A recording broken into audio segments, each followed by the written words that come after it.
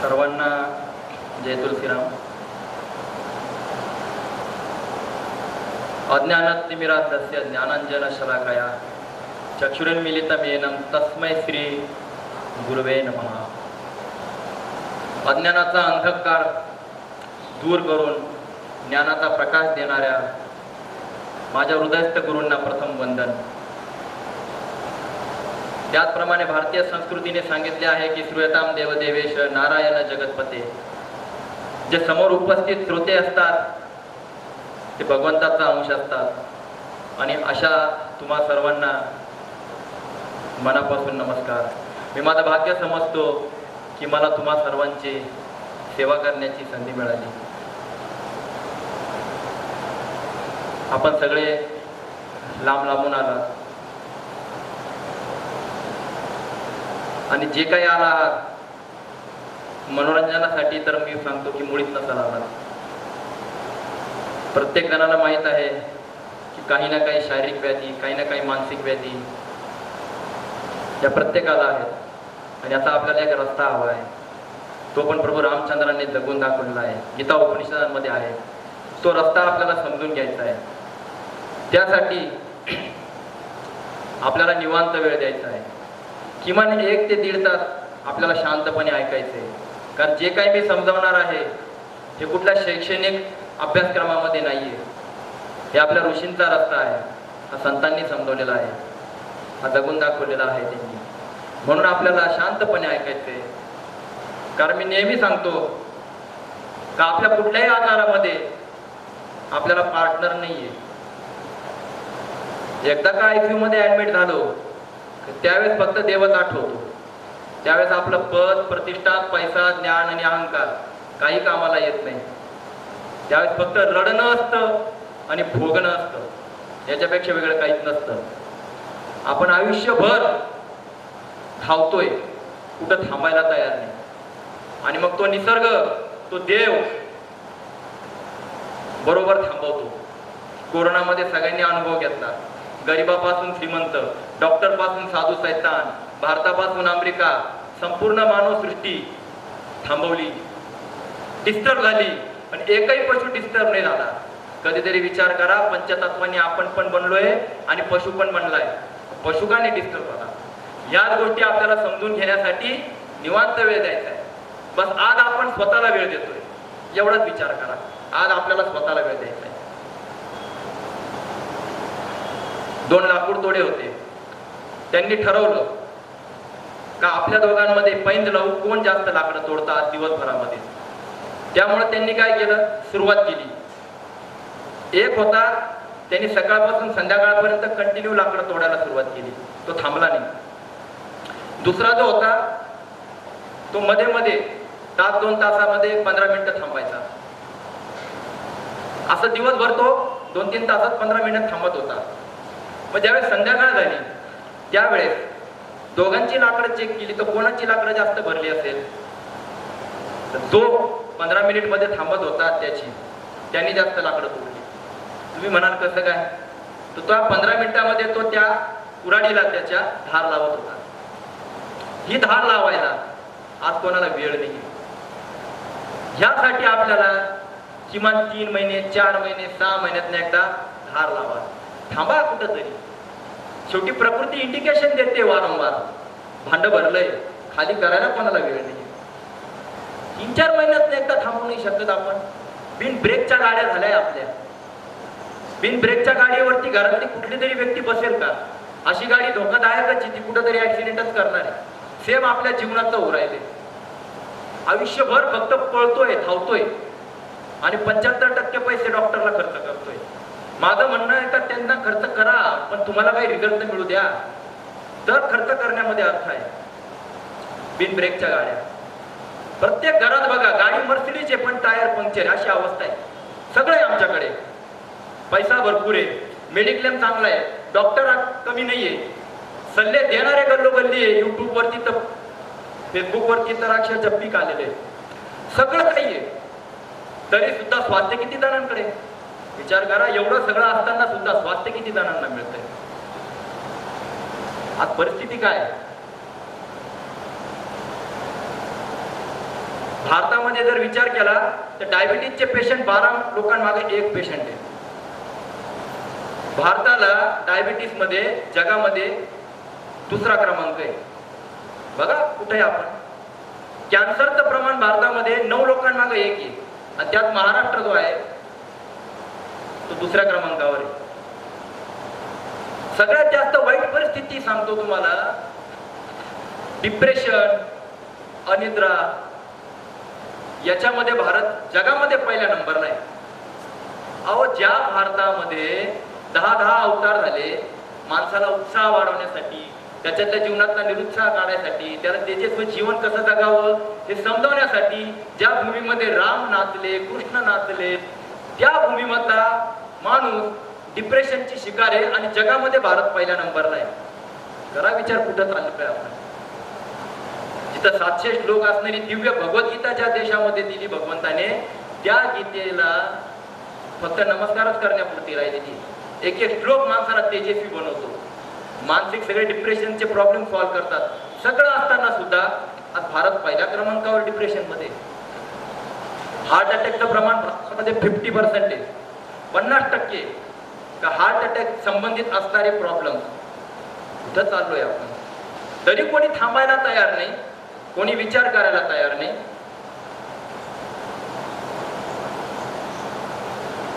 हार्टचे operation करणारे doctor 40-45व्या वर्षी स्वतः हार्ट अटॅकने जाऊ राहिलेले. ही परिस्थिती आपण पाहतो. जिम ट्रेनर दुसऱ्यांना योगा, जिम वगैरे शिकवणारे रील पाहिले आपण, व्हिडिओ पाहिले आपण. जिम करताना अटॅक येऊन गेले. 30 वर्षाचा जिम ट्रेनर. अशी कितीतरी उदाहरणं आपण पाहतोय. चालता बोलता माणूस जाऊ राहिलेला आहे. काय कारण असेल? कधीतरी विचार केला? वेळ नाही. कारण प्रत्येकाला पैशाची घमंड, ज्ञानाचा अहंकार आणि एक विपरीत ज्ञान.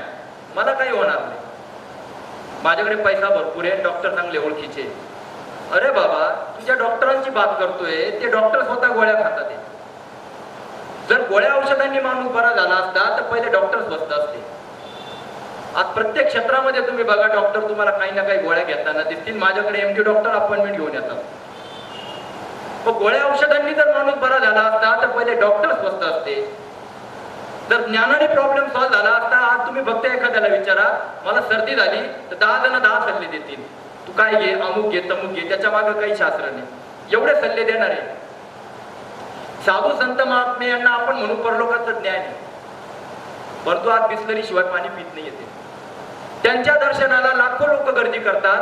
कारण आमच्या जीवनामधले त्रिविध ताप निघून जावे, महाराजांची नजर तुमच्यावर पडावी, याच्यासाठी लाखो लोक गर्दी करतात. आणि तेच महाराज अशा आजाराने ग्रस्त होतात का शेवटी भगवंताला सगळे फॉलोअर्स प्रार्थना करतात, आमच्या महाराजांना बरं कर. पण ज्ञानाने फायदे झाले असते, साधू संत महाराज पहिले बरे झाले असते. आज ते सुद्धा काही ना काही आजाराने ग्रस्त आहे. माझ्याकडे भारतामधले कितीतरी साधू संत महंतांचे नंबर्स आहे, जे आपलं डाएट आता फॉलो करतात. पैशाने स्वास्थ्य मिळालं असतं तर पहिले मायकल जॅक्सन स्वस्त असता. आज एकही पैशावाला आजारी नसतात. मायकल जॅक्सन पैशाची गमेंट होती, 150 वर्ष जगणार होता. त्याचं म्हणणं होतं मी 150 वर्ष जगत. 51व्या वर्षी अशी मौत केला, महिनाभर एकाही डॉक्टरला कळलं नाही याला नेमकं झालं काय. 12 जिम ट्रेनर राहायचे रोज जोडीला जिम शिकवायला. 10 MD डॉक्टर बरोबर राहायचे. लॅबोरेटरी मधून चेक केल्याशिवाय जेवण करीत नव्हता. ऑक्सिजनच्या बेडवर झोपायचा. 25 माणसं अशी उभी ठेवली होती की बॉडीचा एखादा डॅमेज झाला तर याचा काढून लावेल, हा सगळा खर्च तो करायचा. एवढा पाण्यासारखा पैसा खर्च करणारा मायकल जॅक्सन अशा आजाराने गेला. कोणालाच कळलं नाही नेमकं झालं काय. निसर्ग आपल्या 4 पावलं नाही 400 पावलं पुढे. म्हणून मी सांगितलं निसर्गापुढे आपलं काही चालत नाही. पैशाची काय बात, तो पैसा तिथंच बँकेत पडून राहतो, कामाला येत नाही. कारण देवाने स्वास्थ्याची गाडी फुकट, आपण उलट्या गाडीत बसतोय. एकही पशु स्वास्थ्यासाठी पैसे खर्च करीत नाही जितका आज माणूस पैसा खर्च करतोय. रिझल्ट सुरू आहे. एक्सरसाइज, व्यायाम भरपूर लोक समजावतात, हे करा, अमुक करा, तमुक करा. सोपं आहे बोलणं. मी सांगतो व्यायामानेच जर फायदा झाला असता, रोग निघून गेले असते तर पहिले शेतकरी स्वस्त असतात. पहाटे 4 वाजेपासून संध्याकाळच्या 6-7 वाजेपर्यंत शेतामध्ये घाम गाळणारा शेतकरी व्यायामच करू राहिलाय. आपण ते 1-2 तासाचं कौतुक करतो, व्यायाम करतो आम्ही रोज. तो तर दिवसभर करतोय, वर्षानुवर्ष करतोय. पण आज गावागावात असं एक तरी शेतकऱ्याचं घर दाखवा त्याच्या घरामध्ये औषध नाहीये. प्रत्येक खरा घरामध्ये.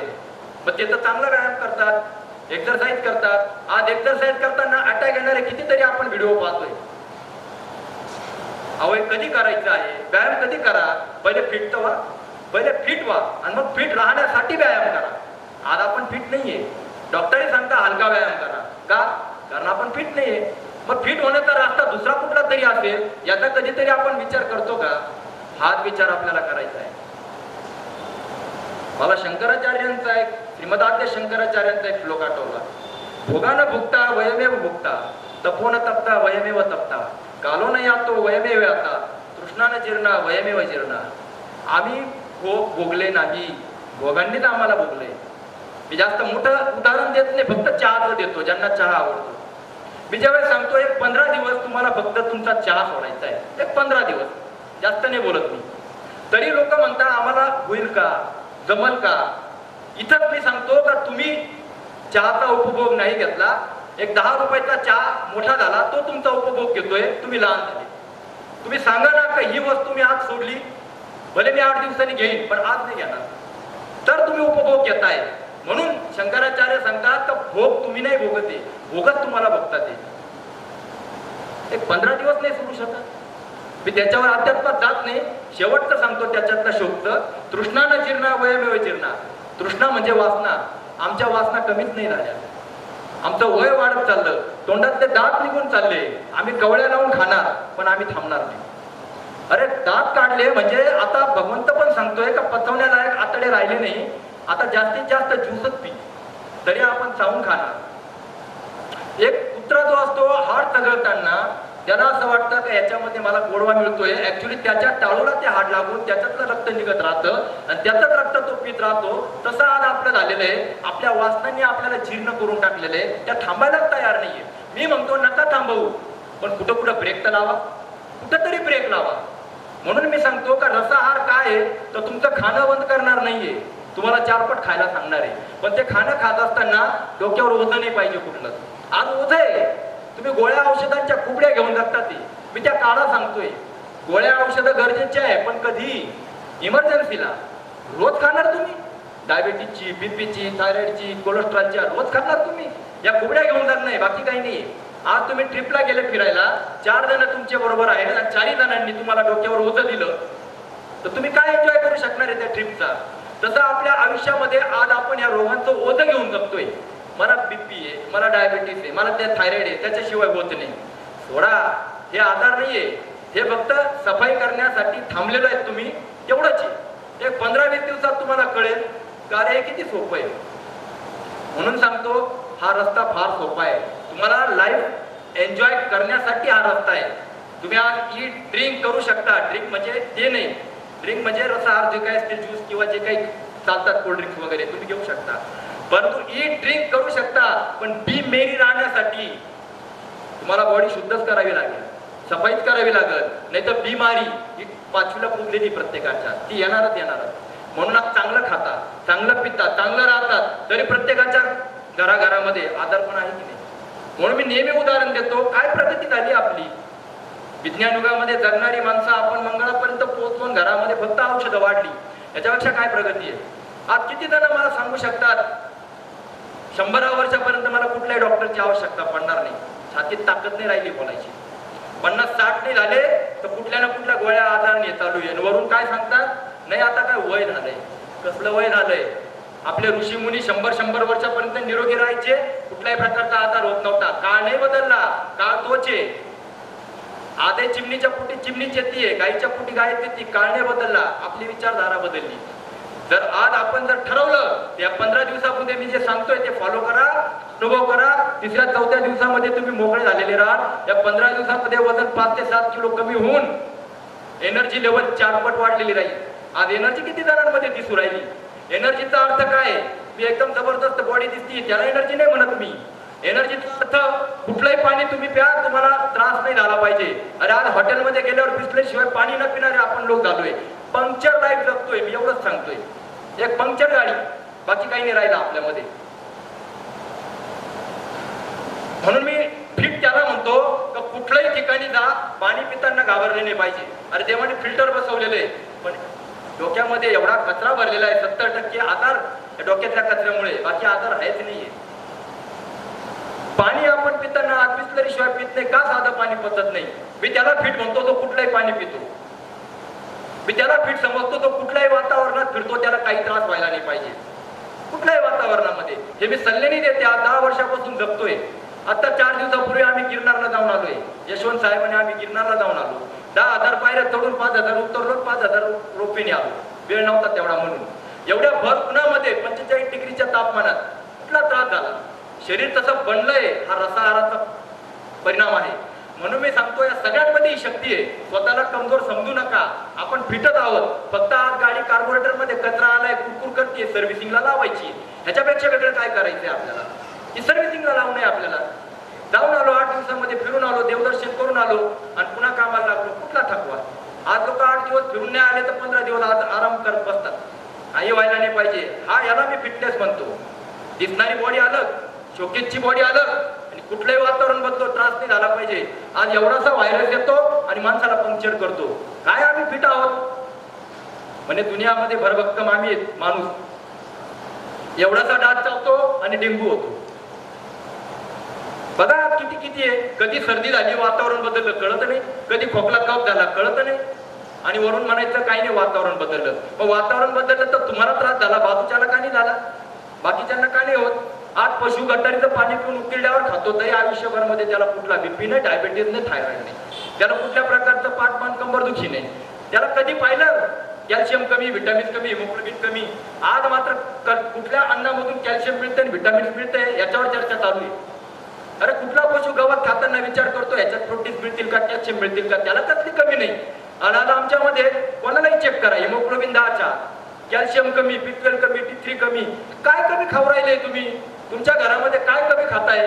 बरं पैसे कमी नाही तुमच्याकडं, अन्न भरपूर व्यवस्थित सगळं आहे, तरी सुद्धा हा प्रॉब्लेम का बरे? कधीतरी विचार करा. हे सेमिनार त्याच्यासाठी आहे, हे त्यासाठी आहे का इथून ज्यावेळेस तुम्ही जाल तर 15 दिवसामध्ये तुमचा जो फायदा झालेला राहील तो जगातला कुठलाही डॉक्टर करणार नाही. हे मी इथून छातीटोपपणे सांगतो. हे केवळ सल्ला नाही देते.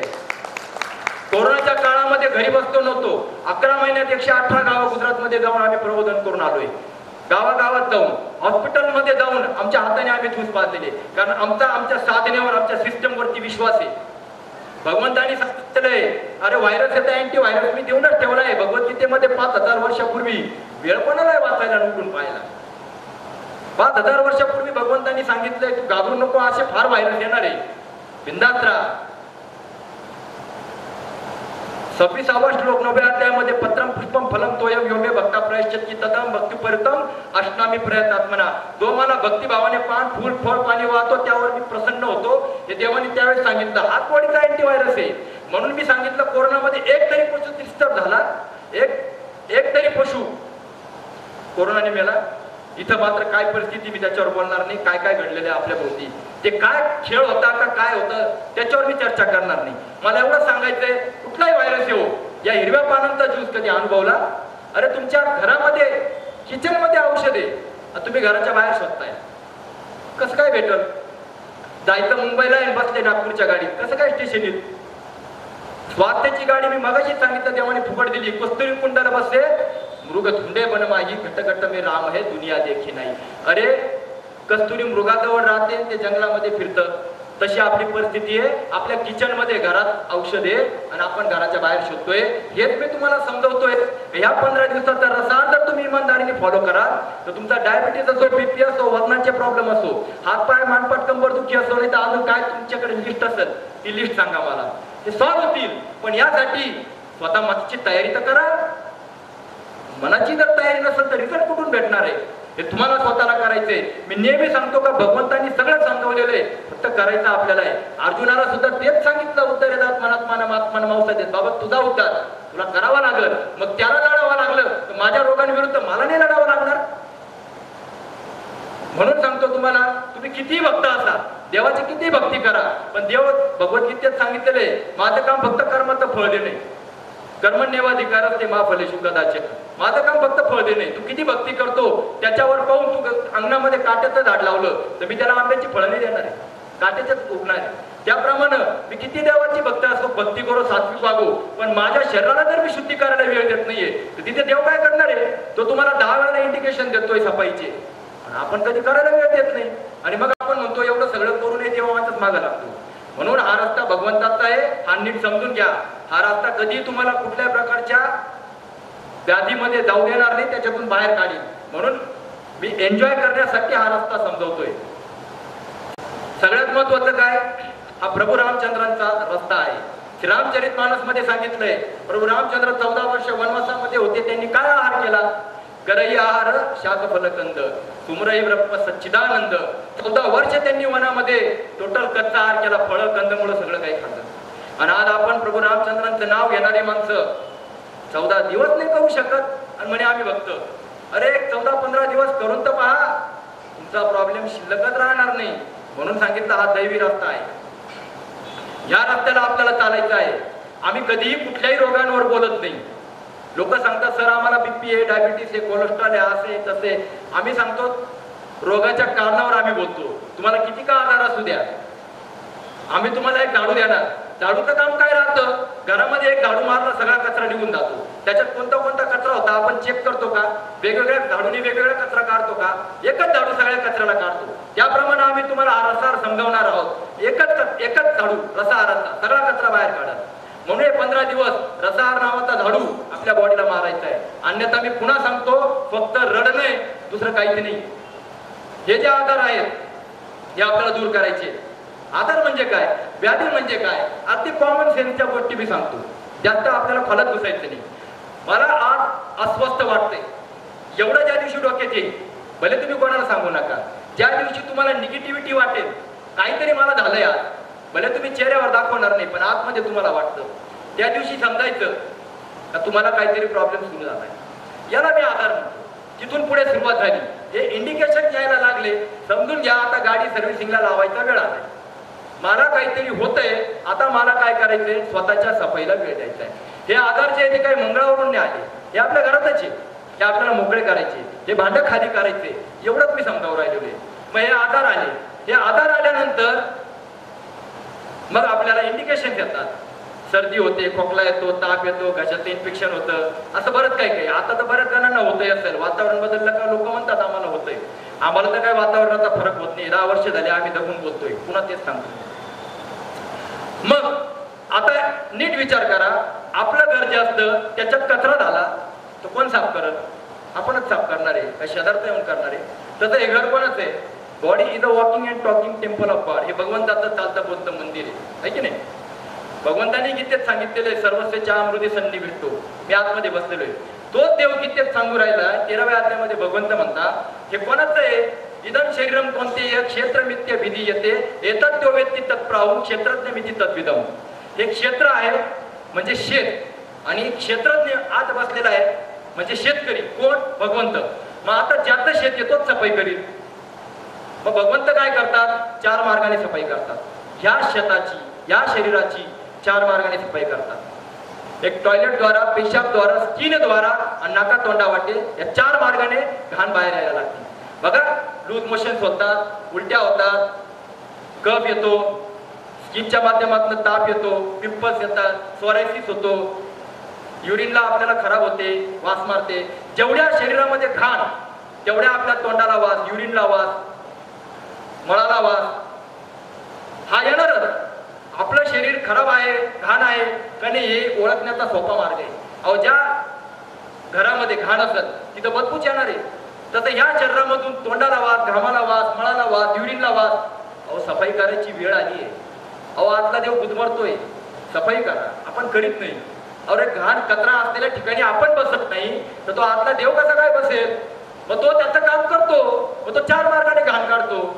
मग हीच घाण जेव्हा बाहेर निघते ती आपण पाहू शकत नाही. अरे, आपल्याच शरीरातून बाहेर येते, आपण पाहू शकत नाही. त्यावेळेस आपण काय करतो? गोळ्या औषधं घेतो, पटकन डॉक्टरकडे जातो, गोळ्या औषध घेतो. या गोळ्या काय करतात? हे जे सुरुवातीला आलेले त्रास होते त्याला ऍक्यूट डिसीज म्हणतात. सर्दी, खोकला, ताप, घशाचे इन्फेक्शन हे तुमचे मित्र आहेत. हे तुम्हाला सांगताय सफाईची वेळ आली आहे, सफाई करा. त्यावेळेस तुम्ही गोळ्या औषध घेऊन ते थांबवतात. आता मला सांगा, घरातली व्यक्ती कचरा बाहेर काढते आणि तुम्ही जर तिथं थांबवाल तर ती व्यक्ती खुश होईल का?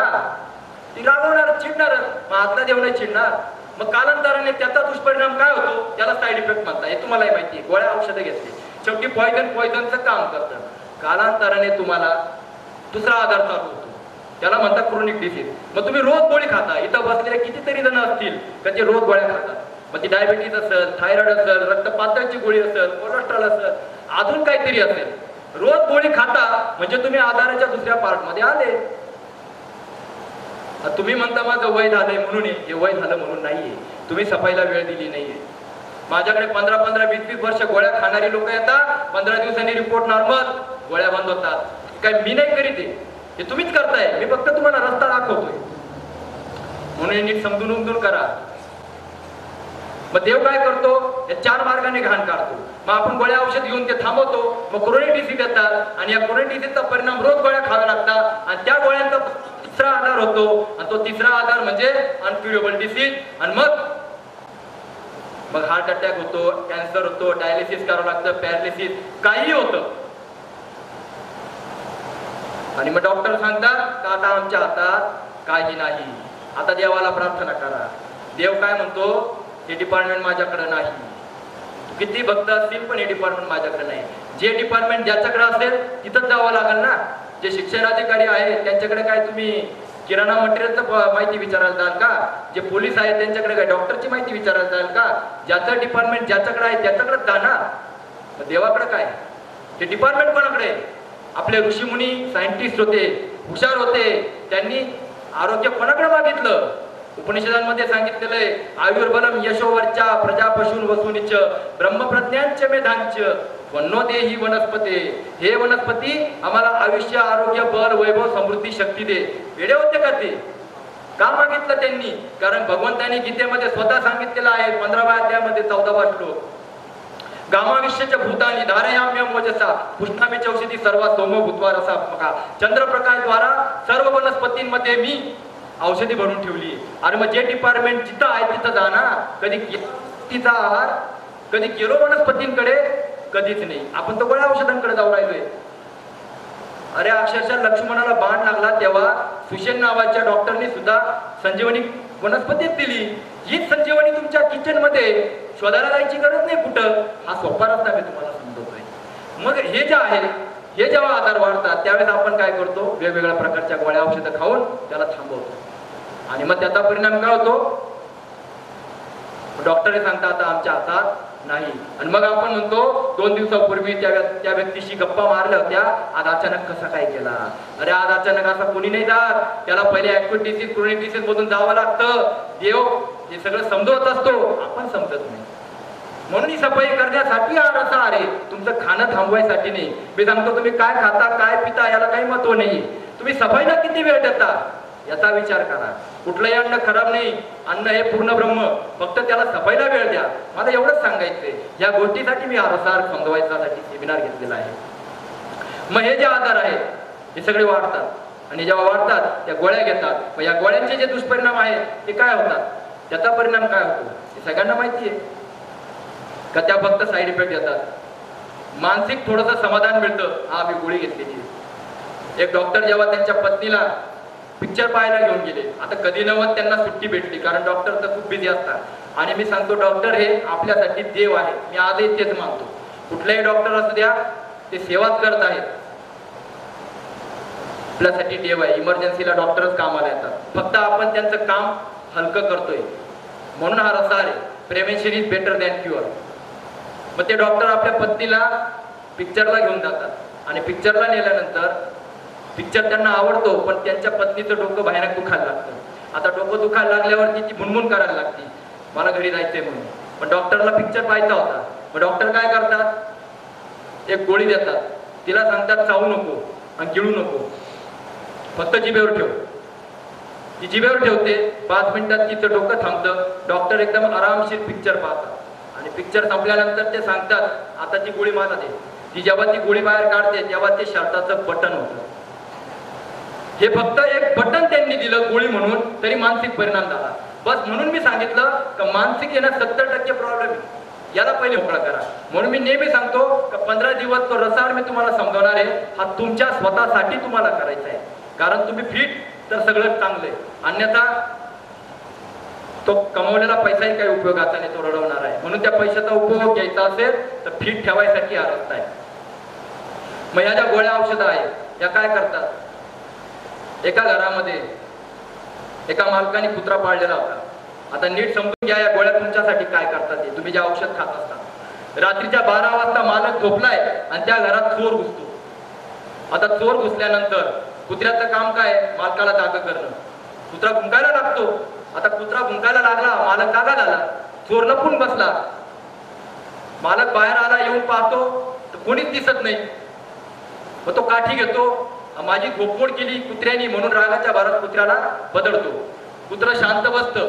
का शांत बसतं, मार बसला म्हणून नाही, मी माझं काम केलं, मी मालकाला जागवलं. मालक त्याला फटकवतो आणि घरात पुन्हा निघून जातो झोपायला. कुत्रा जो असतो तो पुन्हा भुंकायला लागतो, कारण कुत्र्याला माहितीये चोर अजून तिथंच आहे. कुत्रा पुन्हा भुंकतो, मालक पुन्हा येतो, चोर पुन्हा लपतो, मालक पुन्हा पिटतो. आता ही क्रिया किती वेळ चालणार, एक तर चोर पळून जात नाही किंवा कुत्रा मरत नाही, तोपर्यंत हे बदलणं चालणार. तसं आपल्या बाबतीत होतं. हे रोग आतमध्ये आले का आपण काय करतो, इंडिकेशन यायला सुरुवात झाली का इंडिकेशनला थांबवतो गोळ्या खाऊन. मग हे किती दिवस चालतं, एक तर आजार बरे होत नाही किंवा माणूस मरत नाही. शेवटी माणूस दीर्घ कालाने मरतो, दीर्घ आजाराने, पण माणसाचे आजार बरे होत नाही. हेच मला तुम्हाला सांगायचंय का गोळ्या हेच काम करते. अहो साधी गोष्ट आहे, तुमच्या घरामध्ये जर थोडा स्वयंपाक उरला, तुम्ही जर तो भांड्यात काढून ठेवला आणि तुम्ही जर 2-4 दिवस गावाला गेले, तो स्वयंपाक कुठलाही असो, तो लग्नाचा असो, घरचा असो, पार्टीचा असो, मी पुन्हा सांगतो कुठलंही अन्न खराब नसतं. ते अन्न चांगलं होतं. तुम्ही 2 दिवस बाहेर गेले, 2 दिवसांनी येऊन पाहिलं तर तुम्हाला काय दिसत, त्याच्यामध्ये व्हायरस, बॅक्टेरिया, कीटाणू, कारण ते दुर्गंधी झाली आता त्याची, माशा चिंट सगळं भणभण करत असतील. मग तुम्ही काय करणार, चांगले डॉक्टर ओळखीचे म्हणून औषध मारणार. बरं औषध मारलं तर ते कीटाणू मरतील, पण अर्धा 1 तासाने बघा दुसरे कीटाणू आलेले राहतील. तुम्ही पुन्हा मारा, किती वेळ तुम्ही करणार. बघा काय होतंय, तुमचं औषध वाया जातंय, तुमचा वेळ वाया जातोय, तुमचे पैसे वाया जात आहे, तुम्ही डिप्रेशन मध्ये जाताय. अरे मी एवढं सगळं चांगलं करूनही मला फायदा का होत नाही, कारण प्रॉब्लेम कुठे आहे, मुळामध्ये, भांड्यात. तुम्ही इलाज कुठं करताय, फांदीवर. किटाणू हे येतच राहणार, कारण किटाणू हे देवाने पाठवलेले सफाईचे कर्मचारी. जे हा कुडा व हा किडा तो येणारच आहे. खरकट साचल्याशिवाय माशांना आमंत्रण द्यायची गरज नाही, आपोआप येतात. मग ते किटाणू मारत बसायचे का. औषध हे कोणासाठी राहतं, हे फक्त किटाणूसाठी राहतं. संपूर्ण ॲलोपॅथी किटाणूसाठी. परंतु किटाणू का आले, व्हायरस का आले, विचार तर करा. अहो कचरा साचलाय म्हणून मग हे भांडं कोणी साफ करायचं. आता तुम्ही भांडं साफ करा बरं, ते भांड्यातला कचरा फेका, साफ करा. आता तुम्हाला औषध मारायची गरज आहे, तुम्हाला एक पण किटा दिसणार नाही. जिथं सफाई राहते तिथं किटाणू व्हायरस येत नाही. मग आता तुमचा वेळ वाचला, पैसे वाचले, औषध वाचलं, चिडचिड वाचली, तुमचा प्रॉब्लेम सॉल्व्ह झाला. मग ते भांडं साफ केलं तर तुमचा प्रॉब्लेम सॉल्व्ह होतोय. मग हे भांडं कोणी साफ करायचं, डॉक्टरनी स्वतःच करावं लागेल. मग हे कधी करायचं. म्हणून मगाशी ताईंनी तेच सांगितलं का बहुत सुकृतची जोडी म्हणून विठ्ठल आवडी, का ह्या रस्त्याला लागणं भाग्याचं लक्षण आहे. हा रस्ता कोणाच्या नशिबात नाहीये. म्हणून या रस्त्याला आपल्याला जर लागायचं असेल तर पहिले श्रद्धा ठेवा आणि विश्वास ठेवा. औषधं गोळ्या खाताना डॉक्टरवर श्रद्धा ठेवता, त्याचे साईड इफेक्ट आहे, पण इथं देवावर श्रद्धा ठेवा, इथं साईड इफेक्ट नाहीये. ह्या ज्या गोळ्या औषधं आहेत या आपल्याला अशी साईड इफेक्ट देतात.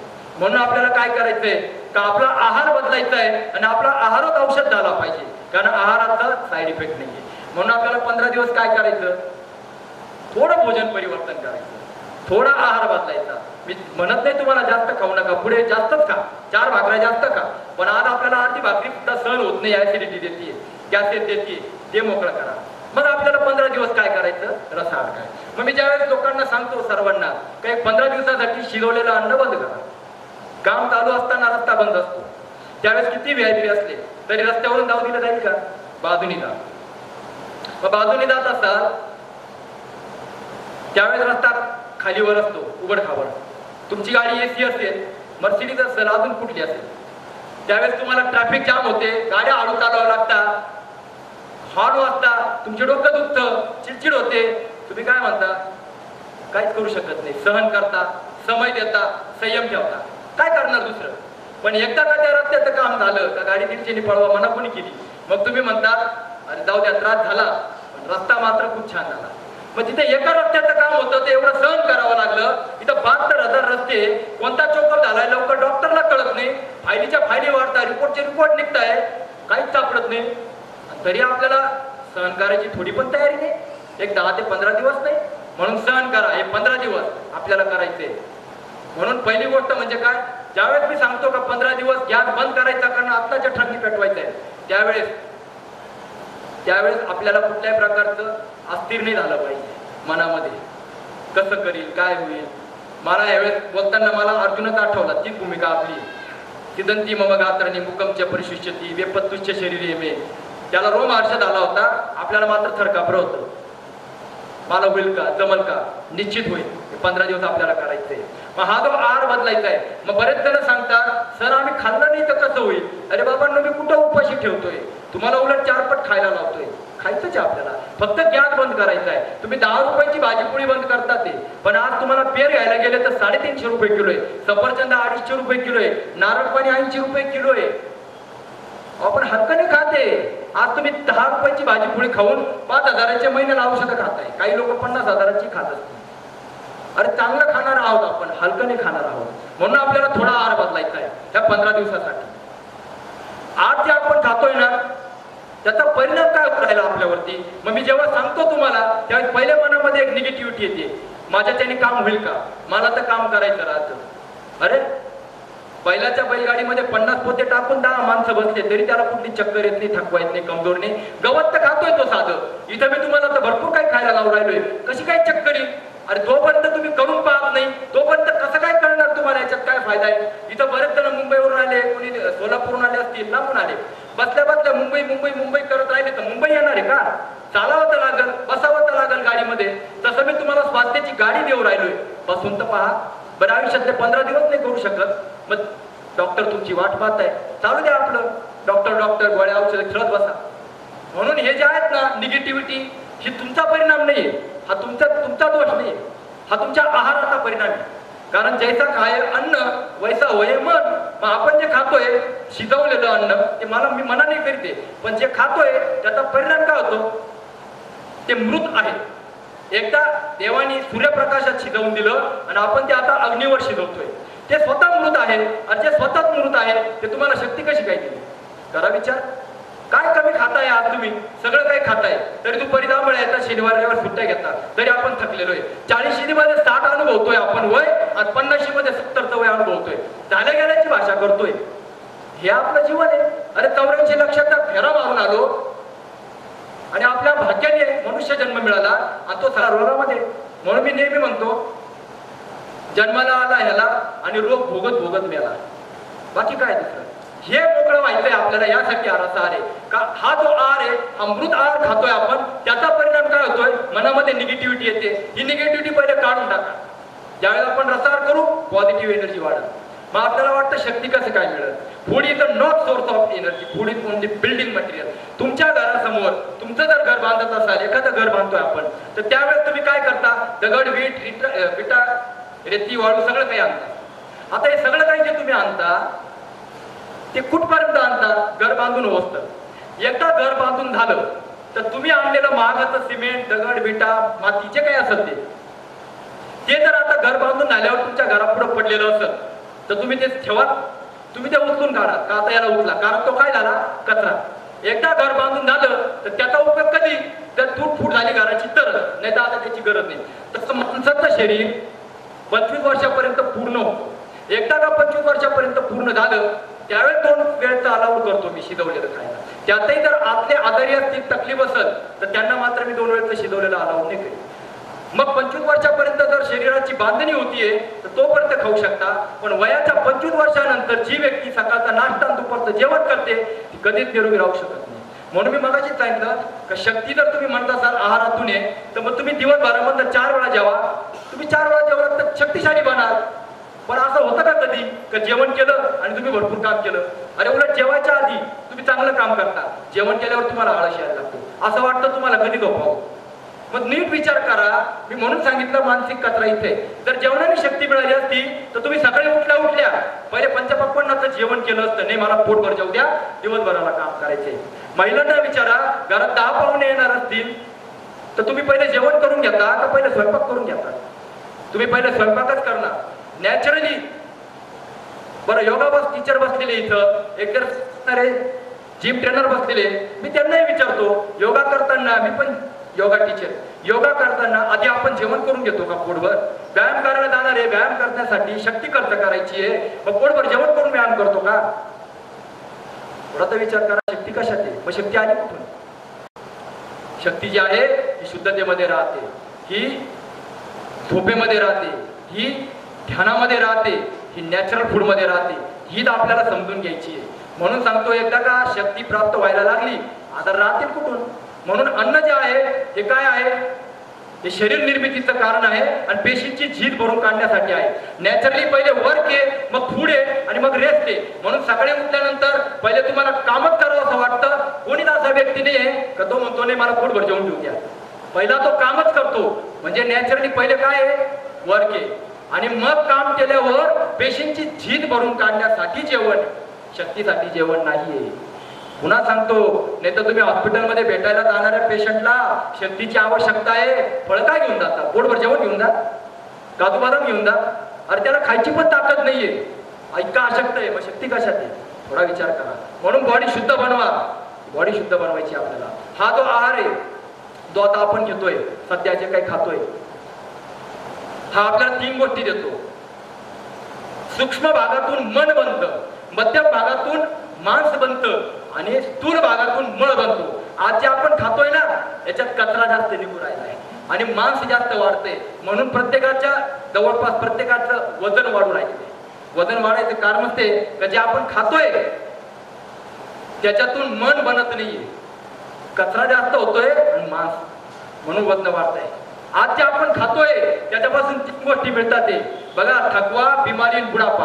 म्हणून आपण ज्यावेळेस जेवतो ना तर जेवण केल्यानंतर आपल्याला थोडंसं आराम करावा असं वाटतो, थोडंसं पडावं असं वाटतो. जे सरकारी अधिकारी कर्मचारी त्यांनाही विचारू शकतात का जेवायच्या आधी व्यवस्थित काम चालतं, जेवल्यानंतर झोपावं किंवा आराम करावा असं वाटतो किंवा थोडंसं शिथिलता येते की नाही कामामध्ये?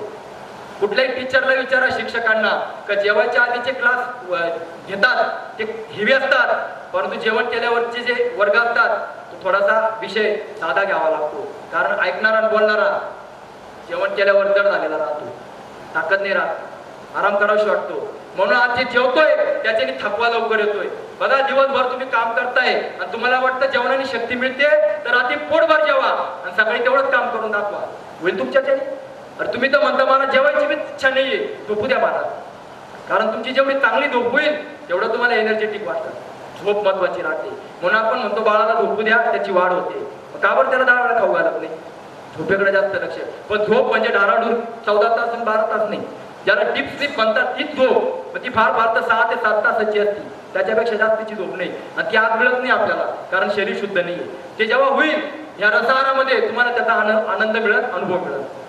म्हणून आपल्याला जो आहार आहे तो काय देतोय? पहिले थकवा देतोय. दुसरं काय देतोय? बिमारी. म्हणून मी सांगितलं असं एक घर दाखवा का ज्या घरामध्ये गोळ्या औषधं नाहीये आणि प्रत्येक जण स्वस्त आहे. काही ना काही अस्वस्थता आपल्यामध्ये आहे. आणि तिसरी गोष्ट काय? बुढापा. म्हणून मी सांगितलं आज आपण कमी वयामध्ये म्हातारपणा अनुभव राहिलेलो आहे, त्याला गेल्याची भाषा करताय. माझ्याकडे कितीतरी पेशंट येतात, 30-35 वय नाही तर गुडघे दुखताय, कंबर दुखतंय, आम्हाला हा आजार आहे. अरे हे कसलं? म्हणून सांगतो, कुठलाही आजार तुम्हाला राहणार नाही. आपण जे खातोय त्याच्यातून काय मिळायला पाहिजे होतं? मन. मग आता जो रसाहार आपण करणार आहे त्याच्यातून मनाची पावर वाढणार आहे आणि रसाहारामध्ये कचरा साचणार नाही, वजन उतरून जाणार आहे. म्हणून आपल्याला रसाहार करायचा आहे. आता हे करता आपल्याला काय करायचंय? सगळ्यात महत्वाचं म्हणजे काय? 15 दिवसाची दिनचर्या आहे ती आपल्याला व्यवस्थित समजून घ्यायची आहे. कारण ही दिनचर्या जर तुम्ही व्यवस्थित समजलात तर तुमचं भलं, अन्यथा डॉक्टरचं भलं, कोणाचं तरी होणारच आहे. त्यामुळे आता तुम्ही ठरवायचंय कोणाचं भलं करायचंय. म्हणून सगळ्यात महत्वाचं काय? तर आपल्याला भगवंतांनी सांगितलेल्या, ऋषीमुनींनी आचरलेल्या रस्त्याला जायचंय. मग 15 दिवस पहिले मनाची तयारी करा. कारण काय होतं, या जगामध्ये जर आपला शत्रू कोणी असेल तर फक्त आपलं मन आहे, बाकी दुसरं कोणीच नाही. ज्यावेळेस रस्त्यावर चालू करतो त्यावेळेस आजूबाजूचे लोक डिस्टर्ब करायला लागतात. हे दुसरे शत्रू. ते म्हणतात हे काय खायचे प्यायचे दिवस आहे, अरे खायचं नाही प्यायचं नाही तर मग कमवायचं कशाला, की नाही? मग आपल्याला उलट पालट बोलायला, बरं त्यांना कळत तर काही नाही. मी सांगतो जरूर लोकांचं ऐका जे तुमच्या आजारामध्ये पार्टनर असतील. आणि नसतील तर त्यांना 15 दिवस थांबवा. बाबा थांब, तुला पार्टी देईल, मला पहिले मोकळा होते. मनाची तयारी करा. जर तुमचं मन पॉवरफुल असेल तर जगातली कुठलीही शक्ती तुम्हाला डिस्टर्ब करू शकत नाही. म्हणून पहिलं मन पॉवरफुल करा. या रस्त्याला मला लागायचंय, मला 15 दिवस घरातला गॅस बंद करायचा आहे, मला आतला जठराग्नी पेटवायचा आहे. म्हणून 15 दिवस ज्यावेळेला आपण रसाहार करू त्यावेळेस रसाहारामध्ये तुम्हाला प्रलोभन खूप येतील. कारण अशा काळामध्ये आपल्याला बळबळ आग्रह करणारे खूप जण भेटतात. अरे खा, पार्टी असेल, लग्न पण काळात येतील किंवा आपल्याला नातेवाईक त्याच वेळेस घरी येतील. कालच मला सोलापूरचे एक साधक त्यांनी सांगितलं तर सर माझ्या पुढे मेवणा आणि माझे नातेवाईक येऊन बसलेले, ते जेवण करताय पण मी नाही जेवत. बघा हे जे असतं ना, ही स्वतःला केलेली प्रामाणिकता आहे. म्हणून आज मी जे काम करतोय 10 वर्षापासून, आज मी सक्सेस, याच्या मागे देवाची शक्ती आहे, गुरूंची, आई वडिलांची शक्ती आहे. पण त्याबरोबर मी माझ्या साधनेशी प्रामाणिकपणा आहे. आज कुठेही गेलो तरी आम्ही आमची सिस्टमला सोडत नाही. कधीतरी चिटिंग डे म्हणून आपण सगळं खातो पितो, खायला प्यायला मनाई नाही करते, पण वेळच्या वेळी सफाई करतो. म्हणून आपल्याला मी पुन्हा सांगतो तर तुमचं कुठलंही खाणं पिणं बंद करायसाठी मी बसलेलो नाही. मी सांगतो सगळं खा, पण दर 3 ते 4 महिन्याला स्वतःच्या सफाईला वेळ द्या. 15 दिवसाचा रसाहार, या 15 दिवसाचा रसाहार 3 ते 4 महिन्यात एकदा करायचा. मग आपल्याला काय करायचंय तर पहिले मनाची तयारी. दुसरी गोष्ट म्हणजे काय तर दिनचर्या आहे की आतापर्यंत तुम्ही जी काही केली असेल, दशा बदलली नाही, आता दिशा बदला. बाहेर कोण काय तत्वज्ञान सांगतंय आहाराबद्दल त्याच्याबद्दल चर्चा करू नका. 4 ठिकाणी खड्डे केलं तर पाणी लागत नाही. एक तर बाहेरच्यांचं ऐकायचं असेल तर या रस्त्याला लागू नका, आणि ह्या रस्त्याचं ऐकायचं असेल तर बाहेरचं कुठल्याही प्रकारचं ऐकू नका. कारण तुम्हाला रिझल्ट हवाय तर 15 दिवस म्हणतोय मी. म्हणून बाहेरचं काय ज्ञान असेल आपल्याला त्याच्याशी डिबेट करायचा नाही. आपल्याला काय करायचं, रस्ता बदलायचा. म्हणून दिनचर्या बदला, परिस्थिती बदलायची आहे, आता रस्ता बदला, दशा बदलायची, आता दिशा बदला. आतापर्यंत तुम्ही जे काही केलं सकाळी ते विसरून जा. ज्याला लवकर फायदा हवाय, बरं व्हायचंय, त्यांनी 100% फॉलो करा. सकाळी उठल्यापासून कमीत कमी 10 ते जास्तीत जास्त 12 वाजेपर्यंत निर्जला उपवास करा. निर्जलाचा अर्थ काय, पाणी पण प्यायचं नाही. आता इथं बसलेले कितीतरी जण असे सकाळी उठल्यापासून अर्धा 1 लिटर 2 लिटर गरम पाणी पिणारे असतील, लिंबू पाणी पिणारे असतील, अजून कुठलं पाणी पिणारे असतील मला माहित नाही. हे डोक्यातनं काढून टाका. का सकाळी उठल्यानंतर मला कमीत कमी 10, 11, 12 माझी किती कॅपॅसिटी आहे, या कॅपॅसिटीनुसार मला निर्जला उपवास करायचा आहे. कारण सकाळची वेळ नॅचरली सफाईची राहते. तुम्ही सगळेजण घरामध्ये सफाईकडे लक्ष देत राहता, त्याप्रमाणे आपले आतडे सुद्धा सफाई करीत राहतात. तुम्ही पाणी जरी प्याल तर कित्येक सांगितलंय पत्रम पुष्पम फलम तोयम, तोयचा अर्थ पाणी. पाणी पचायला सुद्धा 2 तास लागतात. तुम्ही तुमच्या आतड्यांना विनाकारण काम लावता. ते अति पाणी सुद्धा वनस्पतीला नष्ट करून टाकतं. इथं तहान लागलेली नसताना तुम्ही पाणी का पिऊ राहिलेले, म्हणून आजार येतात. बहुरोग विवतंत्रित लोक आहे.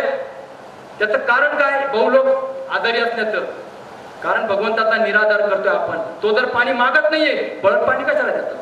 तहान लागली तर प्या, मना कोण करते, दिवसभर प्या, मना कोण करते, पण तहान लागू तर द्या. पशु आहार भर उन्हाळ्यामध्ये सुद्धा पाणी करत नाही, आणि माणूस थंडीच्या दिवसात पण 2-2 बाटल्या घेऊन फिरत राहतो. एवढं काय पाण्याची आवश्यकता पडली, 75% ऑलरेडी पाणी शरीरामध्ये आहे. तहान लागली तर सांगाल ना आपला देव, त्यावेळेस प्या. म्हणून सकाळी उठल्यानंतर सफाईला वेळ द्या. आतडे सफाई करताय, बिलकुल पाण्याचा थेंब घेऊ नका. आपलं शास्त्र सांगतं आहारम पचती शिखी दोषान आहार वर्जित. अन्न पचवायचं काम जठराग्नी करतो, व्हायटल पॉवर. त्याला खायला देऊ नका, तो तुमचे दोष खाईल. मी नेहमी एक उदाहरण देतो. घरातली गृहिणी सकाळी उठल्यापासून रात्री झोपेपर्यंत धुणं भांडी झाडझूड स्वयंपाक करीत असेल तर तिला रिकामा वेळ नाही, तर ती घरातल्या माळ्यावरचा कचरा कधी काढेल, घराचं जाळं कधी काढेल. ती म्हणून मला हेच वेळ नाही तर ते काम कधी करू. मग आपण जर आपल्या घरातल्या कचऱ्याला सफाईला वेळ देत नाही, कारण आपण बिझी आहोत. मग आतली जी जठराग्नीची शक्ती आहे, तुम्ही रिकामा वेळ कधी देता. सकाळपासूनची गिरणी चालू होती, रात्री झोपेपर्यंत थांबतो कुठं आपण. अहो आपण एकदा जेवतो तर पाचन पोषण निष्कासनला 14 तास लागतात. आपण 2दा जेवतोय. चहा दूध नाश्ते पाणी अजून वेगळं. सांगा मला, आपल्या जठराग्नीच्या शक्तीने, व्हायटल पॉवरने तुमची सफाई करायची का पाचन पोषण निष्कासन करायचं. सफाई होणार कधी तुमची, कारण तुम्ही थांबायलाच तयार नाही. तुम्ही थांबायला तयार नाही. मग ज्यावेळेस गटार चोकअप होते ती कुठून तरी कचरा बाहेर काढते, तसं आतलं मनाशय चोकअप व्हायला लागतं. ते कुठल्या ना कुठल्या रोगाच्या रूपात घाण बाहेर काढायला लागतं, आणि मग आपल्याला विविध आजार येतात. म्हणून मी मगाशी सांगितलं का निसर्ग याच्या कायद्यापुढं आपलं काही चालत नाही. इथला कायदा तोडला तर तर वशिला लावून सुटू शकतो, पण त्याच्या कायद्या पुढे कोणाचं पद प्रतिष्ठा पैसा चालत नाही. मग दिवसात तारे दिसतात, हॉस्पिटलमध्ये ICU मध्ये ऍडमिट व्हावं लागतं. त्यावेळेस मग आपलं तोंडाची चव गेली, नाकाचा वास गेला आणि मग तेच लिक्विड खावं लागतं जे डॉक्टर दिल सलाईनच्या माध्यमातून. मग त्यापेक्षा इथं करा ना, कशाला आगतिक लाचच्या ऋण हॉस्पिटलमध्ये जायचं, इथंच करा ना. Prevention is better than cure. आधीच सर्व्हिसिंग करा ना. अरे तुम्ही साधी गाडी घेता तरी 6 महिन्यात एकदा गाडी सर्व्हिसिंग करता. मग तुम्ही असं म्हणता का माझी गाडी कुठं खराब झाली, होईल तेव्हा बघू, त्याच्या आधीच करता. तुम्ही घराला सुद्धा वर्षात एकदा दिवाळीला साफसफाई करता. रोज तर झाडू मारतातच ना, पण दिवाळीची सफाई वेगळी राहते, स्पेशल राहते. 4-5 पोते घाण बाहेर काढता. कुठून आली एवढी घाण येते? तशी आपल्या शरीरामध्ये सुद्धा 11 वर्षभर सातत राहतो. कधी सफाईला वेळ दिला? बरं, ज्या घरामध्ये सफाई झाली ते आपलंच घर, आपल्याला प्रसन्न वाटतं की नाही? ज्या घरात सफाई राहते, स्वच्छता राहते, तिथं प्रसन्न वाटतं. कारण स्वच्छतेचा परिणाम मनावरती पॉझिटिव्ह होतो, प्रसन्न होतं. पण ज्या घरामध्ये ते किती का मोठं असो का छोटं असो, त्या घरामध्ये एंट्री केल्या तुम्हाला एक निगेटिव्हिटी येते. जर कचरा असेल तर तुम्ही बोलून नाही दाखवत, पण मनात म्हणतात की नाही, काय लोक आहेत साधं स्वच्छता पण नाही ठेवतायत. जिथं अस्वच्छता असते तिथं मनावर निगेटिव्ह परिणाम होतो. मग मला सांगा, आपल्याला अस्वस्थ वाटतंय का अस्वस्थ वाटतंय? तुम्हीच विचार करा. कारण हे घर कोणाचं आहे? देवाचं आहे.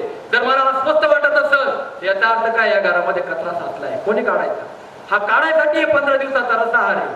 तुमचं जेवण थांबवायसाठी नाहीये. तुमचा आनंद खाण्यापिण्याचाच आहे. मी तो तोडणार नाही, पण वेळच्या वेळी सफाई करा हे समजायला बसते. मग 15 दिवसाच्या रस्ता आहारात दिनचर्या काय राहणार? किमान 10 ते जास्तीत जास्त 12 पर्यंत बिलकुल पाण्याचा थेंब घ्यायचा नाही. उपवास करायचा. उपवासाचा फायदा काय आहे? आपल्या ऋषीमुनींनी समजवलेला आहे. अरे 14 दिवस खाल्लं, 15व्या दिवशी जसं खाल्लं तसं भरपूर सारं खाल्लं, नको ते खाल्लं. 15व्या दिवशी बाबा एकादशी आली आहे, एकादशीच्या दिवशी उपवास कर आणि उपवासाला फलाहार कर. फलाहार सांगितला, आपण त्याचा फराळ केला. एकादशी दुप्पट खाशी, कुठून आली खिचडी साबुदाणे बगर हे आपल्याला माहित नाही.